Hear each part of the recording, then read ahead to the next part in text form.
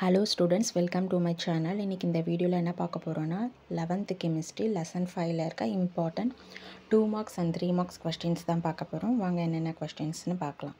First questions பாத்தீங்கன்னா how is plaster of Paris prepared? Second one வந்து give the uses of gypsum. Third பாத்தீங்கன்னா what is the action of air with lithium and sodium? Fourth பாத்தீங்கன்னா write the preparation of soda ash. Fifth one வந்து how to prepare sodium hydroxide by Kellner cell method. Sixth one வந்து write the preparation of BeCl2. Seventh one வந்து what is desert rose. Eighth one வந்து explain what to mean by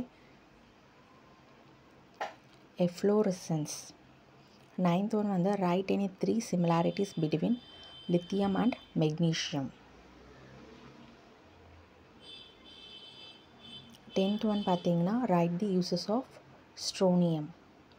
11th one வந்து write biological importance of magnesium and calcium. 12th one வந்து what is the reaction of CaCO3 on passing excess of CO2. questions பார்த்தீங்கன்னா இங்கிலீஷில் இருக்குது, தமிழ்லையும் இருக்குது.